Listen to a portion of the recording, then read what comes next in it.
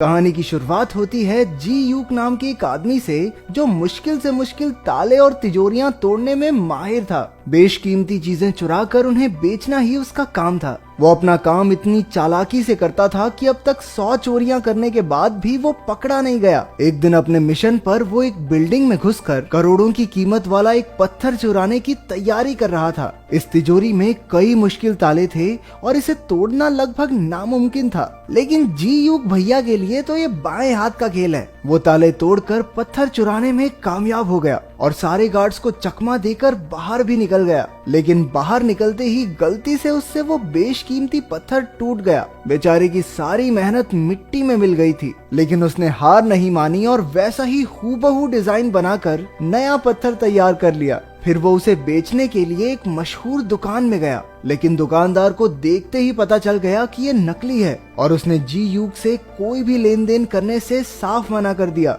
लेकिन जी यूक भी जानता था कि ये दुकानदार आमतौर पर तो नकली चीजें बेचता है और इसलिए उसने पुलिस के सामने दुकानदार की पोल खोलने की धमकी दे दी। हार कर दुकानदार को वो पत्थर लेना ही पड़ा। जी यूक का बेस्ट फ्रेंड गोइन भी उसका पार्टनर था। उसकी खासियत थी कि वो मामूली सी चीजों में भी विस्फोटक फिट कर लेता था। इस चोरी के बाद जी यूक ने नकली नोट छापने का फैसला किया। उसने हूबहू नोट तैयार कर लिए, लेकिन उन पर शराब डालते ही अक्षर मिट जाते थे। जब बात नहीं बनी तो उन दोनों ने हीरो की एक दुकान लूटने का फैसला किया, जिसमें लगभग 3 करोड़ का माल था। लेकिन ये काम इतना आसान नहीं था, क्योंकि दुकान में चारों ओर सीसीटीवी कैमरा लगे थे। कैमरास को हैक करने के लिए उन्हें एक जबरदस्त हैकर की जरूरत थी। तो इस काम में उनका हैकर होगा जैंग बे। उसके बारे में अफवाह थी कि एक बार उसने पैसों के बदले अपने ही साथियों की मुखबरी पुलिस को कर दी थी, लेकिन फिर भी जी यूक और गोइन ने उस पर भरोसा करके उसे अपने साथ शामिल कर लिया। इसके बाद जी यूक की दोस्ती यूना नाम की एक लड़की से हो गई, जो ऐसी कीमती चीजों की एक्सपर्ट थी। दोनों घूमने गए, जहां जी यूक ने उसके गले का हार देखा जो यूना के पिता ने उसे तोहफे में दिया था। इसके बाद वो दोनों एक ज्वेलरी की दुकान पर उस हार की जांच करवाने गए, जहां उन्हें पता चला कि उस हीरे की कीमत लाखों में है। उसी वक्त सबसे नजरें चुराकर जी यूक ने एक बैग सोफे के नीचे खिसका दिया और वहां से चलता बना। फिर वो एक और दुकान से जांच कराने गए और वहां भी यही नतीजा निकला।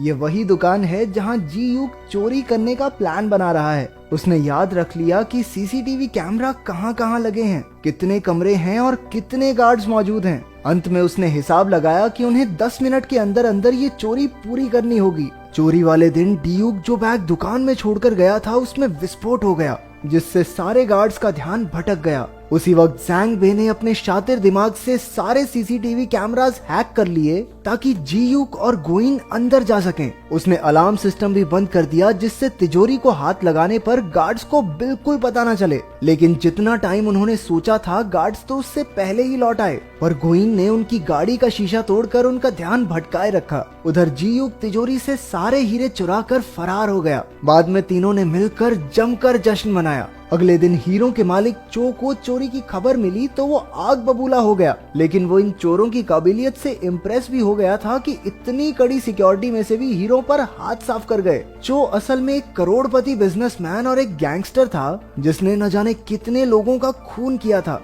वो खुद भी एक बड़ी चोरी की तैयारी कर रहा था और इसलिए उसे ऐसे ही शातिर चोरों की तलाश थी। उसने कई किडनैपर्स और ताला तोड़ने वालों को टेस्ट किया, लेकिन कोई भी उसके काम के लायक नहीं था। लेकिन अब वो समझ गया था कि जिन चोरों ने इस चोरी को अंजाम दिया है, वो उसके काम में बिल्कुल सही बैठेंगे। इसलिए उसने अपने सारे आदमियों को इन चोरों को ढूंढने में लगा दिया। अगले कुछ दिनों तक उसके आदमियों ने हर हीरे की दुकान पर नजर रखी और जल्द ही उन्हें जी यूक और उसके ठिकाने का पता चल गया। चो ने उन तीनों से मुलाकात की और अपनी चोरी में हिस्सेदार बनाने के लिए उन्हें 5-5% कमीशन देने का वादा किया। वैसे इनके पास ज्यादा चॉइस है नहीं, क्योंकि अगर इन्होंने मना किया तो चो इनके पूरे परिवार को मार डालेगा। आखिरकार जी यूक मान गया और चो ने उन्हें बताया कि लगभग 150 करोड़ का काला धन शिप के जरिए कोरिया में आने वाला है। जहां ये शिप आकर रुकेगी, वहां दुनिया का सबसे तगड़ा सिक्योरिटी सिस्टम है। इसके लिए चो ने उन्हें फूड कूपन्स दिए। चो चाहता है कि वो तीनों इन फूड कूपन्स का इस्तेमाल करके इस चोरी को अंजाम दें।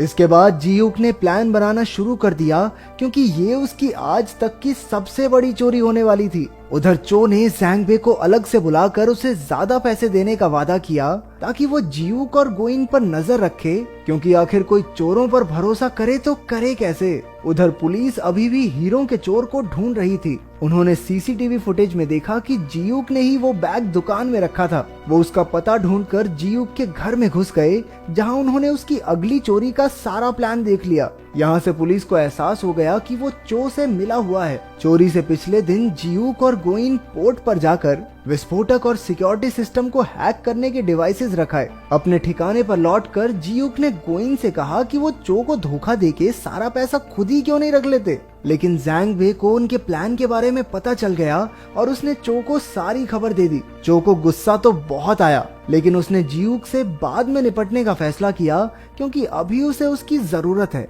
इसके बाद जियूक ऊना से मिलने गया, लेकिन वो उसके यूं अचानक गायब हो जाने से बहुत नाराज थी। जब वो नहीं मानी तो जियूक ने बताया कि उसके पिता ही उसके गुरु थे। यूना का बाप मिस्टर ओ ही वो आदमी था जो जियूक को इस चोरी की दुनिया में लाया। एक समय पर वो चोरी चकारी छोड़कर एक आम जिंदगी जीना चाहता था, लेकिन उसी दिन उसके बिजनेस पार्टनर चो ने उसे मार डाला। यूना को उसकी किसी बात पर यकीन नहीं हुआ और वो वहाँ से चली गई। कुछ ही देर में चो के आदमी उसे किडनैप करके ले गए ताकि जियूक उससे गद्दारी ना कर सके। फिर चोरी को अंजाम देने का दिन आ गया और सारे चोर पोर्ट में घुसने में कामयाब हो गए। उधर से चो ने विस्फोटक में धमाका कर दिया, जिससे सारे सिक्योरिटी गार्ड्स का ध्यान भटक गया। मौका देखकर जैंग बे ने सिक्योरिटी सिस्टम हैक कर लिया और वहाँ के लोगों को लगा कि इस प्रॉब्लम को तो वो 40 मिनट में ठीक कर देंगे। अब जियूक और गोइन के पास काफी टाइम था। वो तिजोरी के पास गए और जियूक ने अपनी काबिलियत से ताला खोल लिया। अब उनके सामने पैसों का ढेर लगा हुआ था। बिना समय गवाए उन्होंने अपने ट्रक में पैसे भरने शुरू कर दिए और बदले में चो के दिए फूड कूपन्स रख दिए। धमाके की खबर सुनते ही पुलिस वहां आ पहुंची और उन्होंने पोर्ट को चारों ओर से घेर लिया, जिस वजह से जियूक अपने साथियों के साथ बाहर नहीं निकल पाया। उधर चो ने आकर जियूक पर बंदूक तान दी, क्योंकि उसे जियूक की गद्दारी का पता चल गया था। चो ने यूना का हार दिखाकर कहा कि वो उसके कब्जे में है। उसकी जान बचाने के लिए जियूक ने अपने आप को पुलिस के हवाले कर दिया, लेकिन पकड़े जाने से पहले ही वो पानी में कूद गया और पीछे से पुलिस वाले उस पर गोलियां दागने लगे। उनमें से एक गोली उसे लग भी गई। उसके हाथ में जो बॉम्ब था वो भी फट गया, यानी कि ये साफ था कि वो मर चुका है। जब गोइन को इसका पता चला तो वो अपने दोस्त को खोकर बहुत दुखी हुआ, लेकिन जैंग बे खुश था क्योंकि अब उसे जियूक के हिस्से के पैसे भी मिल जाएंगे। तभी उन दोनों में बहस छिड़ गई और जैंग बे ने चाकू से गोइन का खून कर दिया। आखिरकार पैसों से भरा ट्रक चो के यहाँ पहुंचा, लेकिन उसके अंदर सिर्फ फूड कूपन्स भरे देखकर उनके पैरों तले जमीन खिसक गई।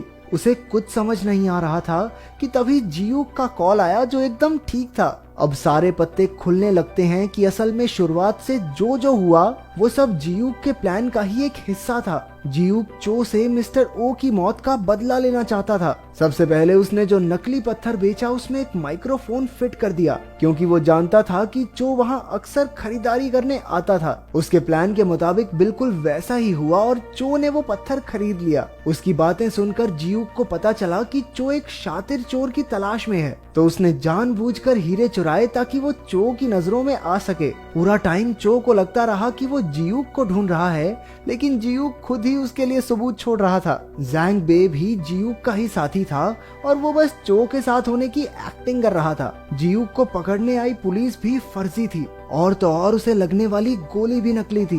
बेसिकली वो चो को चू बना के भाग गया। उधर पुलिस ने मरने का नाटक कर रहे गोइन को भी बचा लिया और चो को पैसे के नाम पर कुछ मिला तो वो था ठेंगा। ऊपर से जियूक ने पुलिस को उसकी खबर भी दे दी। पुलिस चो के अड्डे पर पहुंची, जहां चो के आदमियों और पुलिस में मारामारी शुरू हो गई। वहीं जैंग बे ने यूना को कैद से रिहा करवा लिया। अपने प्लान को चौपट होता देखकर चो भी वहां से भाग निकला। जियूक के आदमी फूड कूपन से भरा ट्रक भी ले गए, हालांकि उसकी कोई खास कीमत नहीं थी। लेकिन फिर हमें पता चला कि ये कूपन असल में वही पैसे हैं जो उन्होंने चुराए थे। जब वो ट्रक में पैसे भर रहे थे तो उन्होंने जियूक की नकली नोट बनाने वाली मशीन से उन्हें फूड कूपन्स बनाकर प्रिंट कर लिया। अब जैसे ही उन पर शराब पड़ेगी वो फिर से असली नोट बन जाएंगे। इसका मतलब पूरा टाइम पैसे चो की आंखों के सामने ही थे, लेकिन वो उन्हें पहचान ही नहीं पाया। आखिरकार जियूक ने चो की गाड़ी को टक्कर मारकर उसे पुलिस के हवाले कर दिया। इसके बाद उन्होंने अपने ठिकाने पर कूपन्स पर शराब छिड़क कर उन्हें पैसों में बदल दिया।